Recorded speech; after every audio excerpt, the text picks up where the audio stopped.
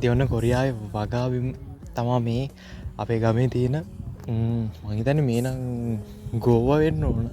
හරිම ගෝව වෙන්න ඕන ශුව එකක්න හරිම ගොඩාක් මේ අක්කර ගාන ගොකා කල තිනම වටේම ජාං ඇත බල්ලිකුත්තිට හෙලෝ හෙලෝ හෙලෝ ඉතින් මේ අපේ ගමේ ගොඩක් කට්ටිය වගා කරනවා ඉතින් ඒ හද පොට බලන්නාව නිමට දස මේ තාම ගොයන් ගැන කුඹුරුනන්ටාම හදලනෑ ගෝවහම සීත කාලේ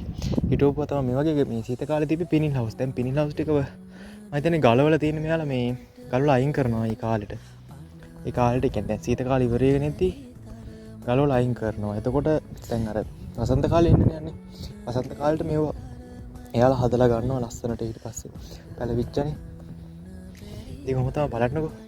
මේ වගේම තාම වෙන මොනාද කියන්න දන්න තාම හිටෝන ගම මොනහරි